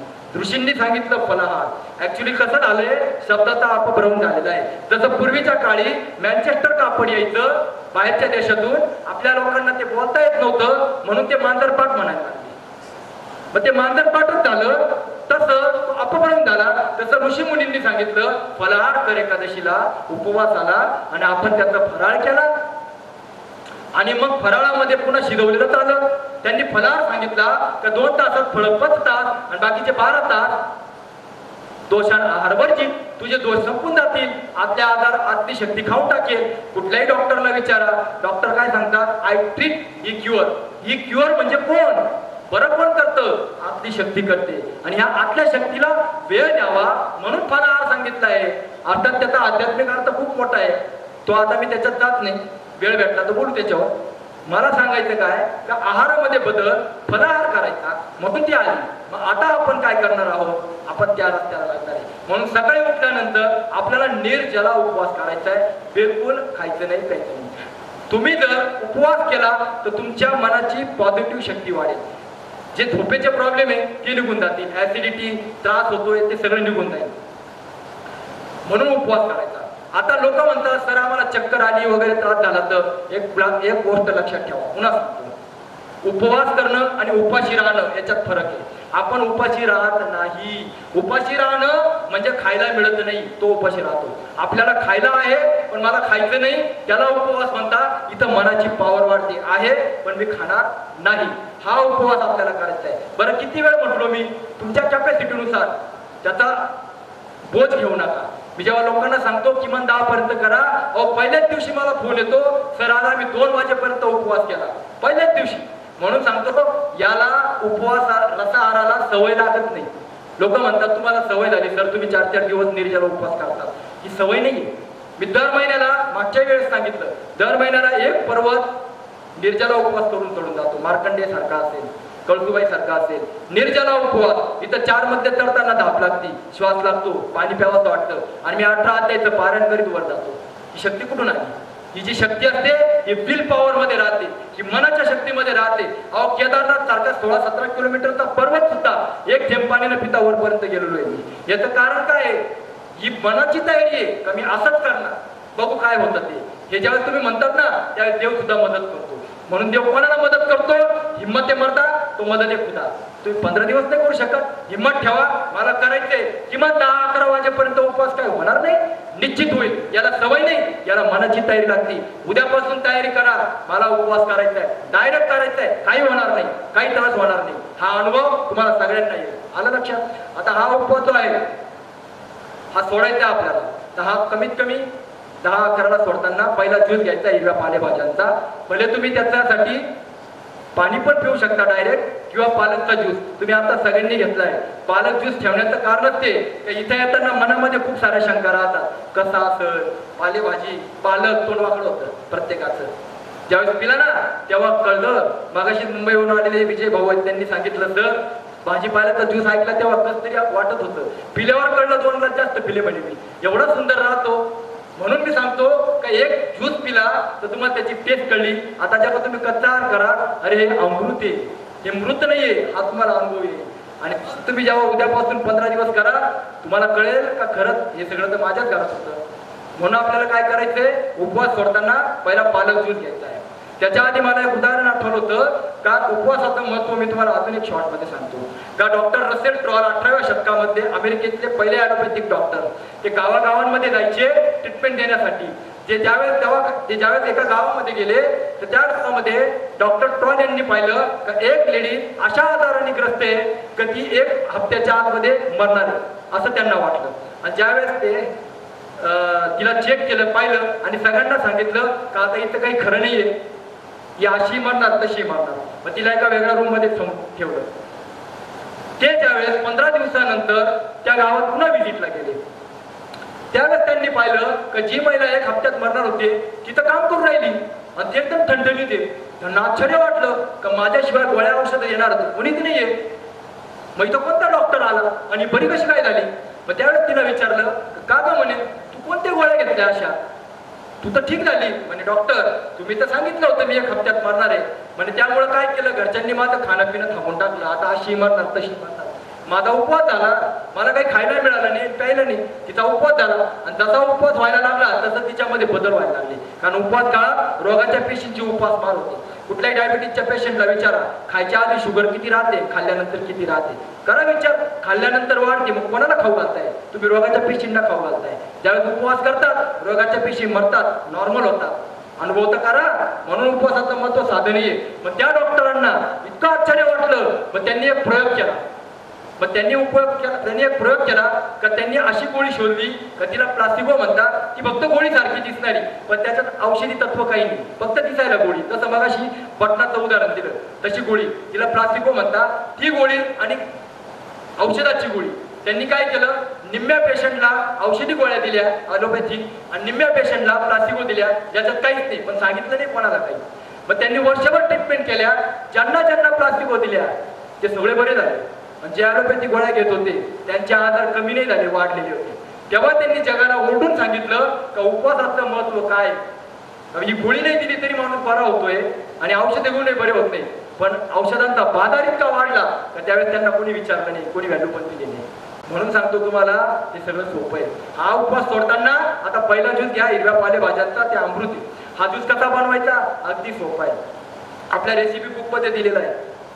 या 2 बुक मध्ये सगळं दिलेलं आहे. रेसिपी बुक याच्यात या सगळ्या कच्च्या आहाराच्या रेसिपी ज्या आता पल्लवींनी बनवलेल्या आहे आणि याच्यामध्ये सगळं सायन्स समजवलेलं आहे पुस्तकाचं. का रसाहार कसा करायचा आहे एकदा वाचा तर खरं, कोणाला पुन्हा सल्ला घ्यायची गरज पडणार नाही. 250-300 ग्रॅम पालकची पानं, त्यात सेंदव मीठ, गूळ, लिंबू, पुदिना, आलं, कोथिंबीर, चाट मसाला जो आपण बनवलाय हे सगळं टाका. आणि आम्ही अजून एक पावडर पण त्यात टाकायला दिली की तुमच्यासाठी जबरदस्ती नाही, त्याच्यामध्ये आम्ही देतो जामून, आवळा, जिरा, आमचूर टाकायला देतो आम्ही. तर ती जी आहे ती पण तुम्ही टाकू शकता, जी आपल्याला रसाहार डाएटच्या किटमध्ये. ते जे किट असतं ते एकदाच घ्यायचंय, परत यायची गरज पडणार नाही तुम्हाला, कारण आपल्याकडे काम एकदाच आहे. पुन्हा तुम्ही दुसऱ्याला सांगा इतका सोपा रस्ता आहे. तर हे जे आहे यामध्ये हे येणार पण किटमध्ये हे सगळं येत असतं. तर हा जो ज्यूस आहे या नायलॉनच्या जाळीमध्ये गाळून घ्यायचा. ही जाळी इतकी सोपी आहे, 4 बाजूनी पकडून हिला पिळायचं की वर्षभर खराब होत नाही. आपल्या कपड्यामध्ये घरातल्या कुठल्या चाळणी गाळायची गरज नाही. तर ह्या जाळीमध्ये गाळून घ्यायचं. 250-300 ग्रॅम पालक, त्यात सेंदव मीठ, गूळ, लिंबू, पुदिना, आलं, कोथिंबीर, चाट मसाला हे सगळं टाकल्यावर हा ज्यूस या जाळीत गाळून घ्या. 3 तास ज्यूस टिकतो. कुठं जायचं असेल तर थर्मासमध्ये, बॉटलमध्ये ड्युटीवर जॉबला घेऊन जाऊ शकता, फ्रीजमध्ये ठेवू शकता, बर्फाचा तुकडा टाकून छानपैकी पिऊ शकता. डोक्यातलं सगळे भ्रम काढून टाका. आलं का लक्षात? म्हणून तुम्ही त्याच्यामध्ये कुठल्याही झाडांची पानं पण टाकू शकता. जे पशु पानं खातात ती सगळी औषधं राहतात. म्हणून लगेच अवघड प्रयोग चालू नाही करायचे. अन्यथा तुम्ही लगेच कुठल्याही झाडांची पानं आणून टाका. सुरुवातीला मोठे प्रयोग करायचे नाही, अगदी साधे साधे प्रयोग. जेव्हा तुम्हाला फायदा व्हायला सुरुवात होईल मग तेव्हा तुम्ही इतर झाडांचा पाला हळूहळू टाकायला सुरुवात करा. म्हणून प्रयोग करताना एकदम मोठे प्रयोग करू नका. जे आम्ही समजवले, जे आमच्या मार्गदर्शनाखाली त्याप्रमाणे हळूहळू पुढे जा. आपल्याला काही नाही करायची. हा जो ज्यूस आहे याच्यामध्ये वायू तत्व राहतं. वायू तत्व जे असतं ते पोटाला साफ करतं. आता आपल्या डोक्यात एक कचरा काय राहतो, पोट पाण्याने साफ होतं. अरे पाणी युरिनच्या माध्यमातून निघून जातं आणि कचरा मलाशयामध्ये मोठ्या आतड्यात राहतो. त्याचा मार्ग वेगळा, याचा मार्ग वेगळा, पण डोक्यामध्ये भ्रम का पाणी पिलं तर पोट साफ होतं. मग मला सांगा, तुम्ही जितक्या वेळेस जेवढं पाणी प्याल तेवढ्या वेळेस तुम्हाला टॉयलेटला व्हायला पाहिजे, पण तुम्हाला तर युरिनला होते, पोट कुठं साफ होते. लक्षात ठेवा, एक पिढी पिणाऱ्याला किंवा चहा पिणाऱ्याला वाटतं चहा पिला नाही तर पोट साफ नाही होणार, पिढीने पिलं साफ. हे मानसिक आहे, तसं पाण्याचं आहे. म्हणून मी मगाशीच सांगितलं, अति सर्वत्र वर्जन. अति पाणी तुमच्या वनस्पतीला तुम्ही टाकत नाही. इथं ताण लागल्याशिवाय पिऊ नका. सकाळी उठल्यावर बिलकुल पाणी प्यायचं नाही. आता ह्या ज्यूस मध्ये 95% पाणी. अजून किती पाणी पाहिजे तुम्हाला? हे ज्यूस पिल्यानंतर ताणच लागणार नाहीये. आता हा जो ज्यूस आहे याच्यामध्ये वायू तत्व राहतं आणि पोट वायूने साफ होतं, पाणी नाही. कारण पाण्याला बाहेर काढायला धक्का देणारा कोण असतो? वायू राहतो. म्हणून आपल्या शरीरामध्ये 5 वायू आहे, प्राण, अपान, उदान, व्यान, समान. हे पॉवरफुल झाले तर तुमचे आजार निघून जातील. अन्यथा तुमच्या शरीरामध्ये गॅसेस वाढतील, ऍसिड वाढल, कफ वाढल. हेच मला सांगायचे का हे अन्न ज्यावेळेस सडतं त्याच्यापासून गॅस मिळतो, ऍसिड मिळतं, कफ मिळतो. तुमच्या शरीरामध्ये जर कुठं दुखत असेल तर त्याचं कारण तुम्हाला सांगतो. शरीरामध्ये गॅसेस वाढले, गॅस कुठं असतो? जिथं गोबर असतं तिथं. अरे गोबरच्या ठिकाणी आपण थांबू शकत नाही तर आतला देव कसं काय स्वस्त बसू देईल तुम्हाला? मग गॅस वाढला तर वात होतो, वात वाढला तर 3 गोष्टी होतात: सांधिवात, आमवात, पेशीवात. सांधिवात झाला तर जॉईंट पेन होणार, आमवात झाला तर पोट दुखणार आणि पेशीवात स्नायू दुखणार. तुम्हाला कुठंतरी काहीतरी दुखतंय, हे वजनाने नाहीये. अरे वजनाने प्रॉब्लेम असता तर जगात बारीक माणसाला एकही रोग नसता. हत्ती बैलाचे कायम गुडघे दुखले असते. अहो गावात खाणारा बैल डोंगर चढताना थकत नाही. आज आम्ही बघा पंचपक्वान्न आणि काजू बदाम खाणारी माणसं बिना लिफ्ट 4 मध्ये आम्ही चढू शकत नाही. काय ताकद राहिली आमची? असं तर आमचं आयुष्य चाललंय. म्हणून सांगतो, आजही पुन्हा बोलतो, तुमच्या वयाचा तुमच्या आरोग्याशी काही संबंध नाहीये. 100 पितामह भीष्म 186व्या वर्षी युद्धात लढताना उभे होते आणि आज आपण. म्हणून सांगतो तुम्हाला, बिलकुल कुठला त्रास होणार नाही. या रस्त्याला प्रॉपर फॉलो करा. आता हा जो ज्यूस आहे याच्यात वायू तत्व राहतं आणि वायूने पोट साफ होतं. म्हणून हा वायू पॉवरफुल करायचा असेल तर हिरव्या कच्च्या पानांचा ज्यूस घ्यायचा. या पानांना शिजवायचं नाही, उकडायचं नाही, उकळायचं नाही, नाहीतर त्याच्यामध्ये तत्व मृत होतात आणि असं मेलेलं अन्न हे शक्ती देणार नाही, हे गॅसेस देणार. आणि गॅसेस दिलं तर हा दुखणं वाढणार. त्याच्यानंतर ऍसिड वाढलं तर कमजोरी येणार, थकवा येणार. तुम्हाला वाटतं काम खूप कामाने थकवा नाही येत, बॉडीमध्ये वाढणाऱ्या ऍसिडमुळे. म्हणून आपण सकाळी उठल्यापासून जे काही चहा, दूध, नाश्ता, पाणी करतो ते सगळं ऍसिडिक राहतं. म्हणून आज आपण कमी वयामध्ये म्हातारपणा अनुभव राहिलेलो आहे. पूर्वी ऋषीमुनी 100 वर्षापर्यंत निरोगी राहायचे, कारण ते फळकंद मुळे खायचे. मी म्हणत नाही तुम्ही त्यांच्यासारखं सगळं करा, पण थोडंसं तर करा. 25% तर फॉलो करा. कशाला दवाखान्यात जायची वेळ येईल? हा जो ज्यूस आहे वायू तत्व असतं याच्यामध्ये क्लोरोफिल राहतं. त्यामुळे तुम्हाला कधी पण भविष्यात swine flu, bird flu, dengue, viral infection, corona सारखे व्हायरस तुमच्या जवळ पण येणार नाही. हे नुसतं बोलत नाही, मी मगाशी सांगितलं, जगून दाखवलं. कोरोना आमच्यासाठी पण नवीन होता, पण तरी सुद्धा आमचा या सिस्टमवरती विश्वास, देवावरती विश्वास. माझी पत्नी जवळजवळ 20 लिटर ज्यूस बनवायची रोज, आणि मी रोज जवळपास 25 किलोमीटरच्या परिसरामध्ये जे जे कोरोना पेशंट माझ्या संपर्कात होते त्यांना आम्ही वाटून यायचो.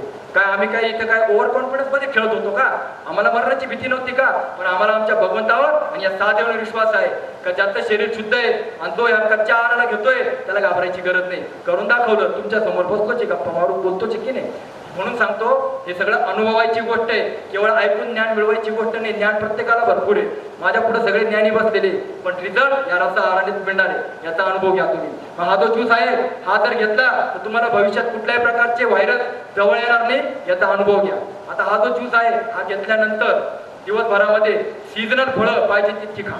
आता हा जो पालक ज्यूस आहे 1 ग्लास एका जेवणाची ताकद देतो. तुम्ही 4 पोळ्या जरी खाल्ल्या तरी 4 पोळ्या ज्या आहेत त्या पचल्यानंतर एवढासा ज्यूस बनतो, बाकीची घाणच बनते. दुसरं काय? मग शरीराला रिकामा वेळ द्या, कचरा साचू देऊ नका, डायरेक्ट ज्यूस द्या. म्हणून आपल्याला 1 ग्लास एका जेवणाची ताकद देतो, तर तुम्ही 4-4 ग्लास ज्यूस प्या.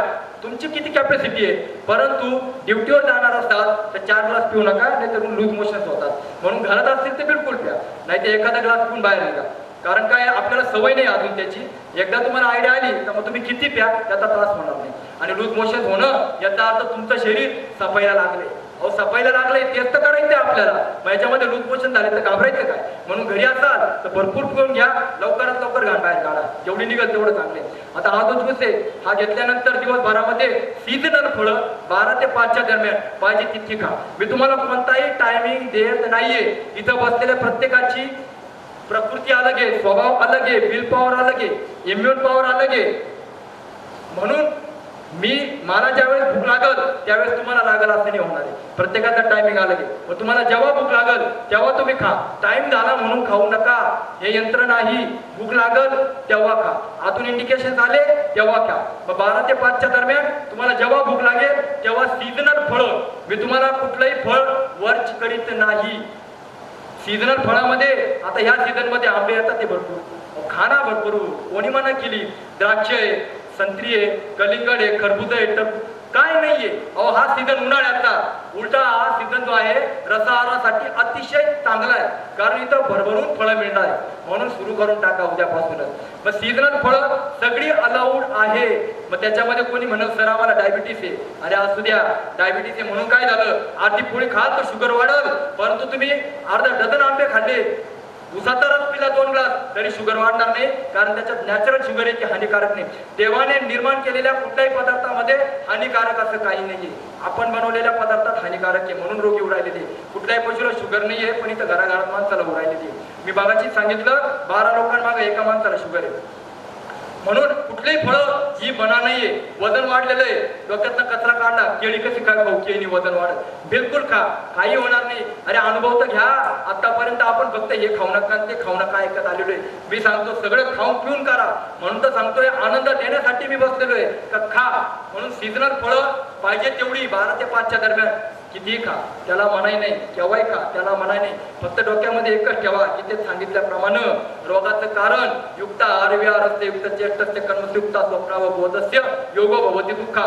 दुःखाचं कारण काय आहे का आम्ही लिमिटेड काही ठेवत नाही. म्हणून अति खाऊ नका आणि अति उपाशी राहू नका. लक्षात आलं. अति उपवास पण देवाने अलाउड केलेला नाही. म्हणून मी मागाशी उपवास आणि उपाशीतला फरक सांगितला.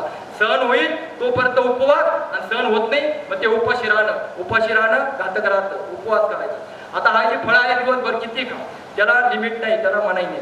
संध्याकाळी व्हेजिटेबल ज्यूस, त्याच्यामध्ये गाजर, बीट, टोमॅटो, काकडी वगैरे जे आहे ते तुम्ही खाऊ शकता. जसं प्रभू रामचंद्रांनी 14 वर्ष हात आहार केला, शाक फल कंद, तेच तर समजावून राहिलोय मी. पालेभाज्या, फळं आणि कंदमुळं, तोच तर रस्ता समजावून राहिलोय मी. त्यामुळे संध्याकाळी आपल्याला काय करायचंय, व्हेजिटेबल ज्यूस, गाजर, बीट, टोमॅटो, काकडी वगैरे. पण तुम्हाला काही व्हेजिटेबल आवडत नसतील तर मी म्हणतो पहिला त्याचा ज्यूस बनवा, कारण ते कधीच खाल्लेलं नाही. अर्ध्या मिनिटात एक ग्लास ज्यूस पिऊन आपण मोकळे होतो. किमान ती तत्व बॉडीला तर मिळतात, त्याचा फायदा जास्त आहे. म्हणून जे आवडत नाही त्याचे ज्यूस पहिले बनवा. आम्ही तर गणपतीच्या वेळेस 21 भाज्यांचा ज्यूस बनवून पितो.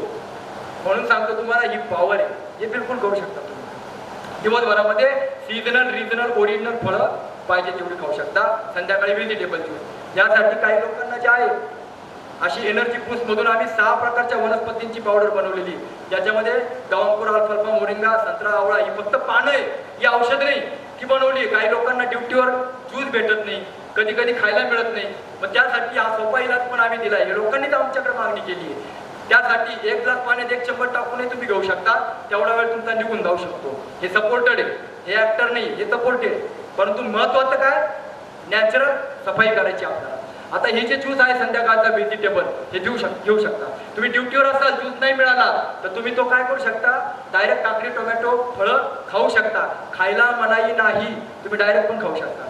थोडेसे खजूर सुद्धा खाऊ शकता. जर तुम्हाला वाटलं तर माझ्या डब्याला काहीतरी असावं टाइमपास म्हणून, काळे मनुके, जर्दाळू, फक्त काजू बदाम खाऊ नका, त्याच्यामुळे ऍसिड वाढेल.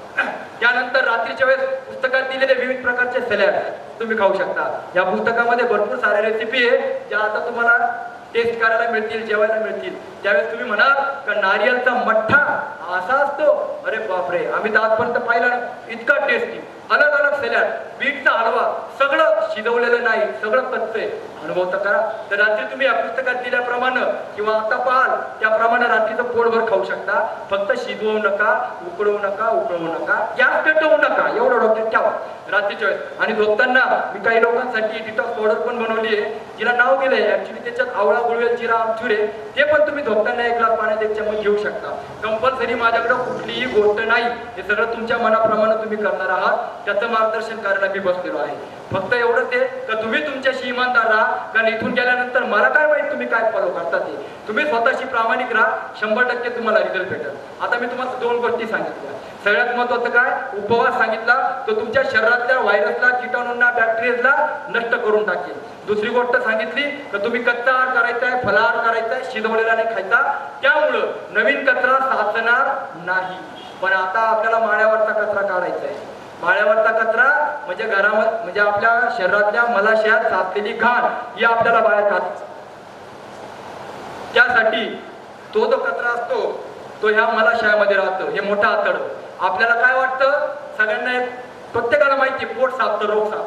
डोक्यातनं हा भ्रम काढून टाका. अरे पोट साफ आहे तुमचं म्हणून तर तुम्ही 4 वेळेला खाता, पण 2-2 दिवस टॉयलेटला जात नाही. मग ते जातं कुठं जे खाल्लेलं आहे ते ह्या मलाशयामध्ये येऊन साचतं. हे 4.5 फुटाचं आतड हे जोपर्यंत साफ होत नाही, 71 पॉईंट असलेलं आतड साफ होत नाही, तोपर्यंत तुम्हाला कुठलाही फायदा होणार नाही. म्हणून आज तुम्ही जेवढ्या काही ट्रीटमेंट घेता ते पोट साफ करण्यासाठी घेतात, मलाशय साफ करण्यासाठी कुठे घेतात. म्हणून मी मगाशी बोललो की सगळ्या ट्रीटमेंट झाडाच्या फांदीवर इलाज करताय, मुळात कोण काम करते. म्हणून जो कोणी मलाशय साफ करतो त्याला दवाखान्यात जायची गरजच पडत नाही. हे 10 वर्षाच्या अनुभवातून सांगतो. आमच्या घरात कोणाला 10 वर्षात गोळ्या औषधं माहित नाही. आता हे कसं साफ करायचं, याच्यात 71 पॉईंट आहे जे पोटाच्या खाली राहतं. आपण जे जेवतो ते जेवण जे आहे ते 4 तास पोटात राहतं, पुढे 10 तास मलाशयात राहतं. आणि हे एकावर थरावर तर साधतात, ते सडतात. आपल्याला वाटतं माझं तर पोट एकदम व्यवस्थित साफ होतं. हा पोट साफ होतंय पण मलाशय साफ नाही, म्हणून तर तुम्हाला प्रॉब्लेम्स आहे. म्हणून तर तुम्हाला काहीतरी लोकांना वाटतं माझं वजन मेंटेन आहे. मेंटेन असू द्या, पण वातावरण बदलल्यावर सर्दी होते की नाही, प्रॉब्लेम होता की नाही, त्याचं कारण मलाशय क्लीन नाही. हे मलाशय क्लीन करायसाठी आपल्याला ॲनिमा करावा लागतो. तो ॲनिमा कसा करायचा ते नीट समजून घ्या. हा जो पॉट आहे हा 1.5 लिटरचा डब्बा, हा घरात सगळ्यांसाठी चालतो. जसं टूथपेस्ट घरात सगळ्यांना चालती, पण ब्रश चालत नाही. म्हणून ही जी पुढची नळी आहे ही कोणाला द्यायची नाही. ही नळी स्वतःची, ही 3-4 महिने खराब होत नाही. ॲनिमा आपल्याला किती दिवस करायचा, पहिले 15 दिवस सकाळी एकदा, टॉयलेटला जातो आपण त्यावेळेस प्रत्येकाची वेळ वेगवेगळी राहते. त्यावेळेनुसार तुम्ही सकाळी एकदा टॉयलेटला जाता त्यावेळेस ॲनिमा करा, आणि रात्री सलाड खाण्याच्या अर्धा तास आधी करा. आणि दोन्ही वेळेस आपल्याला आंघोळ करायची. कारण ॲनिमा आपल्याला आतून साफ करतो आणि आंघोळ आपली शरीराची रंध्र मोकळी करतो. कारण हजारो होले या स्किनला, या रंध्रांच्या माध्यमातून घामाच्या वाटे घाण बाहेर पडत राहते. म्हणून आपल्याला आंघोळ पण करायची दोन्ही वेळेस. आता हा करायचा तर हा जो पॉट आहे 1.5 लिटरचा, याच्यात फक्त नळाचं स्वच्छ पाणी भरा, बाकी काही टाकू नका. कुठल्याही प्रकारचं औषध आपण सांगत नाही. मी नॅचरोपॅथी डॉक्टर पण आहे, मी योगा टीचर पण आहे. मी तुम्हाला 5-50 ॲनिमाच्या मध्ये टाकणारं लिक्विड आणि औषध सांगू शकतो, पण आपल्याला प्लेन वॉटरचा ॲनिमा करायचा आहे. आपले ऋषीमुनी त्या काळामध्ये बस्ती करायचे. ते बस्ती हेच होतं का ते नदीमध्ये जाऊन योग्य क्रिया करायचे.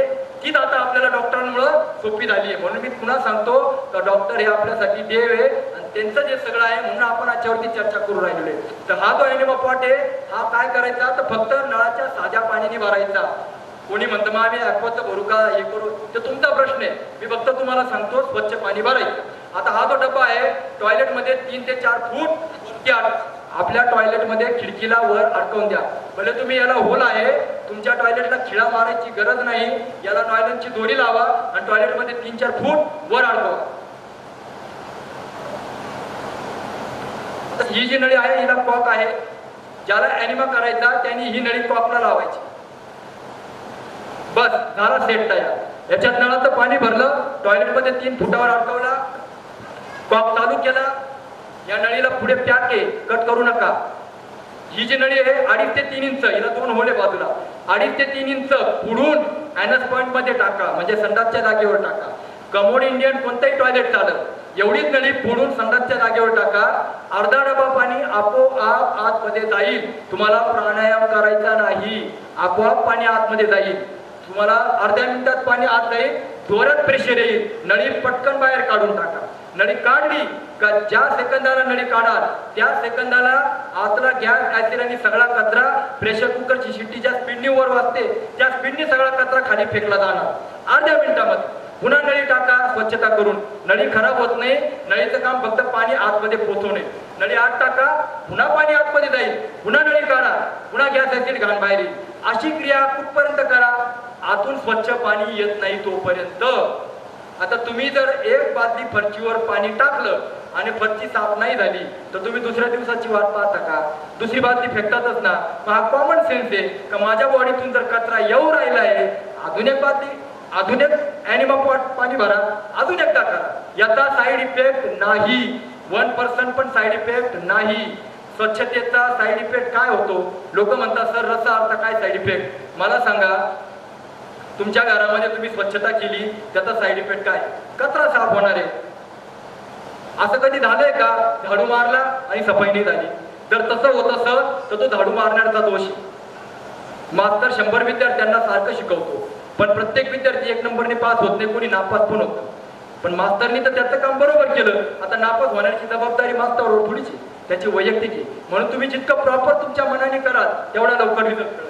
मग हा जो ॲनिमा आहे हा किती वेळ करा? 1 डबा करा, पण 1-1.5 लिटर पाणी आतमध्ये जाऊ द्यायची गरज नाही. 2 स्टेपमध्ये केलं तरी चालेल.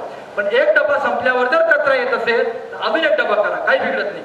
सकाळी एकदा आणि रात्री सध्या तुम्ही 8ला खाता का 9ला खाता का 10ला खाता, त्याच्या अर्धा तास आधी ॲनिमा करा आणि 2 वेळेला आंघोळ करा. बस असं रोज ॲनिमा 15 दिवस करायचा आहे.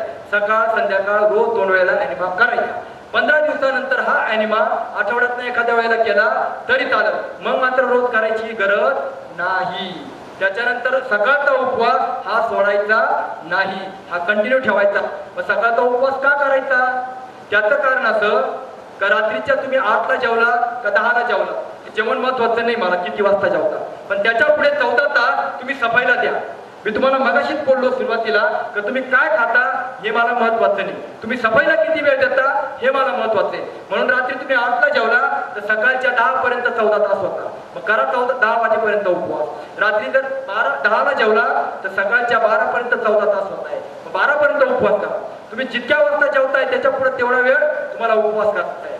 पण आता पुन्हा एक गोष्ट डोक्यात भ्रम काढा का रात्री जेवल्यानंतर सकाळी उठल्यापर्यंत जे होतं त्याला फास्टिंग म्हणत नाही, त्याला डायजेस्टिंग म्हणतात. तुम्ही पोट जेवताय आणि त्याच्यानंतर तुम्ही म्हणाल का सर मी एवढा मोठा उपवास केला, हा नाही. हे काय आहे? हे डायजेस्टिंग आहे. फास्टिंग कधी सुरू होतं? सकाळी उठल्यावर पोट साफ झालं, आता पोटात काही नाही, त्याच्यानंतर जो सुरू झाला त्याला फास्टिंग म्हणतात, तोच उपवास करायचा. तरी समजावं म्हणून रात्री 9ला जेवला तर सकाळच्या 11 पर्यंत उपवास करा. म्हणून काही आकडा नका पाहू. तुम्हाला लवकर भूक लागली तर सकाळी लवकर उपवास सोडू शकता. इतकं पण लगेच हार्ड अँड फास्ट करू नका. ही साधना आहे, हा कोर्स नाही. तुम्ही सफाईचे कोर्सेस करता का? तुम्ही म्हणता का 8 दिवस घर खूप छान झाडू मारला, सफाई केली, आता 4 दिवस झाडू मारायची गरज नाही, असं होतं का कधी? तुम्ही म्हणता का 10 दिवस छान आंघोळ झाली, आता 2 दिवस नाही आंघोळ करत, झालंय असं कधी? तसं ही रसाळ साधना आहे, हा कोर्स नाही. 15 दिवस आता काही कचरा करायला मेहनत नाही. कुठल्याही शेतकऱ्याला विचारा, तू शेतामध्ये काहीच काम करू नको तरी सुद्धा गवत उगणारे, नको असलेलं हे उगणारे झाडपाला. कचरा करायला मेहनत नाही पण कचरा काढायला मेहनत आहे, हे वाक्य लक्षात ठेवा. तसं रोगी व्हायला मेहनत नाही, रोग काढायला मेहनत आहे. तुम्हाला कळलं तरी का तुम्हाला आजार कधी आलेले? काय मेहनत घेतली तुम्ही, पण मेहनत कधी आहे? आजार दूर करायला आहे. हे 15 दिवस जर तुम्ही करू शकत नसाल तर तिथं देव तरी काय करणार आहे? म्हणून आपल्याला काय करायचंय? 15 दिवसाचा हा रसाळ करायचा आहे.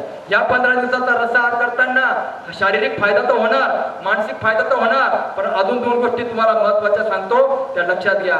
सगळ्यात महत्वाचं काय का माणसाचं जीवन जे आहे ते केवळ स्वार्थासाठी नाहीये, ते निस्वार्थासाठी सुद्धा आहे. म्हणून तर मन आणि बुद्धी शक्ती जास्त दिलेली आहे आपल्याला. त्यासाठी आपल्याला काय करायचंय? आपल्याला सेवा करायची आहे. सेवेमध्ये काय येतं तर निस्वार्थ दान, निस्वार्थ सेवा येते. या सुद्धा गोष्टी डोक्यात ठेवा. कारण गीतेमध्ये सांगितलं आहे, इष्टान भोगान निवो देवा दास्यन्ते भाविता तै दत्तान पदायभ्यो यो भुंक्तेस्ते नेवसा.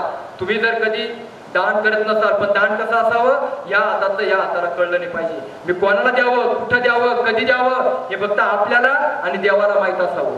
दुसऱ्या कोणाला ऍडव्हर्टाईज करायची गरज नाही. कारण ऍडव्हर्टाईज करून दिलं जाणारं दान देव लिहून घेत नाही. कारण ऍडव्हर्टाईज करून दिलेलं, दुसऱ्यांनी पाहिलं, फोटो काढून केलेलं, मग देव म्हणतो का तुला प्रसिद्धी हवी होती ना, तुला कीर्ती हवी होती ना. एक चेक 2 वेळेला वाटत नाही, एक चेकचे पैसे एकदाच मिळतात ना. तसं एकदा आपण जर कधी दान करून त्याची जर ऍडव्हर्टाईज करतोय, मी एवढं दिलं, मी एवढं केलं, तर देव म्हणतो तुला लोकांकडनं शाबासकी हवी होती, प्रसिद्धी हवी होती, ती तुला मिळाली, तुझा चेक वाटला, इथं काही नाही. म्हणून आपल्याला काय सांगितलंय, निस्वार्थ निरपेक्ष या हाताचं त्या हाताला कळलं नाही, ते फक्त देवाला माहित असलं पाहिजे. असं दान जे असेल तेच खरं दान. बाकीचे जे असतं त्याचं सगळं काही आउटपुट आणि सगळं काही असतं ते इथंच मिळून जातं, वरती लिहिलं जात नाही. म्हणून ज्याला वरच्या अकाउंट मध्ये टाकायचं असेल त्यांनी ही सिस्टम करता आहात तर समजून घ्या, निस्वार्थ दान हे गरजेचं आहे, तरच शाश्वत स्वास्थ्य मिळेल, अन्यथा टेम्पररी स्वास्थ्य मिळणार आहे. कारण देवाला कर्मण्यवाधिकार असते, या नुसार देवाच लागणार आहे आपल्याला. परंतु शाश्वत पाहिजे असेल तर दान महत्वाचं आहे, सेवा महत्वाची आहे. कुठं द्यायचं हा तुमचा प्रश्न आहे. त्याच्यानंतर तिसरं म्हणजे का आपल्याला ध्यान करायचंय. कारण मनामध्ये खूप सारी निगेटिव्हिटीज आहे. आता जरी तुम्ही इथं ऐकताय माझं बोलणं, तरी पण 75% जे तुमचं माइंड आहे त्याला आज्ञामन म्हणतात. हे बसल्या बसल्या तुम्ही मुंबई, नाशिक, पुन्हा कुठल्या पुढे फिरून येताय, तुम्ही कुठल्या पुढे जाऊन येताय. काहींना असंही वाटत असेल आता किती वेळ आवरणार, कधी आवरणार. मनामध्ये आपल्या कंट्रोल नसतो, आपण असं मनातल्या मनात बोलत राहतो. आणि मग काय तो झाला, काही हसले का आपण म्हणतो काय झालं, काय बोलले. म्हणजे आपलं मन कुठं होतं, कुठंतरी ढोकळा खायला गेलेलं होतं. म्हणजे म्हणायचं काय असतं, या अज्ञ मनामध्ये आपला कंट्रोल नाही. त्यामुळं माणूस 40-50 वर्षापर्यंत चांगला वागतो आणि अचानक त्याला काहीतरी वेगळंच धक्क्याला लागतात. मग आपण म्हणतो याला काय झालं, काय माहित नाही, इतके दिवस तर चांगला होता. मग काय झालं तर अज्ञ मनामध्ये असलेली घाण, ही जन्मजन्माची असलेली घाण, कचरा, निगेटिव्हिटी ही अचानक बाहेर येते. ही आपल्या कंट्रोलमध्ये नाहीये. म्हणून हिला कंट्रोलमध्ये आणायचं असेल तर ध्यान करणं आवश्यक आहे. जर मनाची पॉवर कंट्रोलमध्ये असेल, पॉवरफुल असेल, तर आपल्याला कुठलाही आजार जो आहे तो लवकर जवळ येत नाही. म्हणून आपल्याला काय सांगितलं जातं, मनाचं स्वास्थ्य ही खूप महत्वाचं आहे. आणि भगवंताने पण वारंवार गीतेमध्ये काय सांगितलेलं आहे, मय्या वेश्य मनोये माम नित्ययुक्त उपासते श्रद्धया परवेपेता तेमे युक्त तमामता. वारंवार सांगितलेलं आहे, मनमना भव मद्भक्तो मद्याजी माम नमस्कुरु माम अवश्यसी युक्तोयम आत्मनमत्परायणा मच्चित्ता मद्गत प्राणा. अहो कमीत कमी 100 श्लोक मनावरती देवाने सांगितलेले, आणि आपण देवाला मनच देत नाही. म्हणून देवाजवळ बसाल त्यावेळेस हा डोक्यातला कचरा बाजूला काढून ठेवा. म्हणून मंदिरात जाताना चप्पल बाहेर काढतो आपण. चप्पल म्हणजे माझा अहंकार, पद, प्रतिष्ठा, पैसा, ज्ञान, देवा हे बाहेर काढलं. मी फक्त तुझा मुलगा म्हणून आलेलो आहे. हे ज्यावेळेस आपण डोक्यात घेऊन जाऊ तेव्हा खरा देव भेटणार आहे. तर हे जे आहे हा कचरा बाहेर काढून आपल्याला ध्यान करायचंय. मग ध्यान करताना काय होतं का आपलं मन लागत नाही. आपल्याला ना अचानक कुठल्या कुठल्या गोष्टी आठवतात. हे होणार, याला 12 वर्ष पण लागतील, पण बसायची सवय लागा. मनाला उडून ताणून बसवायची सवय लागा. कुठंतरी मन कॉन्सन्ट्रेशन व्हायला लागेल, एकाग्र व्हायला लागेल, आणि जितकं मन पॉवरफुल व्हायला लागेल तेवढं शाश्वत स्वास्थ्य मिळायला लागेल. भगवंतामधली आपली दुरी ही कमी व्हायला लागेल. आणि मग जेवढा आपण भगवंताला मन देऊ तेवढा वेळ भगवंत आपल्याला देतो. कारण देवाला आपले पैसे लागत नाही. ज्याने ब्रह्मांड बनवलं त्याला आपले काय पैसे लागत आहेत. देवाने गीतेमध्ये तेच सांगितलेले का तुझं मन मला हवंय. हे मन आपण जेवढं भगवंताला देऊ, यथा माम प्रपद्यन्ते तां तथैव भजाम्यहम्, देव तेच आपल्याला देणार आहे, पण 1000 पटीने देणार आहे. मग आपण देवाला जर वेळ देत असू तर आपल्या प्रॉब्लेम मध्ये देव आपल्यासाठी धावून येईल. नाही तर देवाला रिकामा वेळ नाही, त्याला ब्रह्मांड सांभाळायचंय, आपल्या आजारासाठी तो धावेणार नाही. म्हणून देवाला आपल्याला वेळ द्यायचा आहे, म्हणजे ध्यान करायचंय. म्हणून या 3 गोष्टी लक्षात ठेवा. रसाळ करून शरीर शुद्धी करायची आहे, त्याच्यानंतर ध्यान करून मनाची शुद्धी करायची आहे, आणि सेवा दान वगैरे करून आपल्याला आत्माची आणि मन बुद्धीची या तिघांची शुद्धी करायची आहे. त्यासाठी हा रस्ता आपल्याला फॉलो करायचा आहे. असं वाटतं का आता भरपूर वेळ झालेला आहे, अजूनही माझ्याकडे बोलण्यासारखं भरपूर काही आहे, पण काय करू, त्याला थोडंसं थांबवू.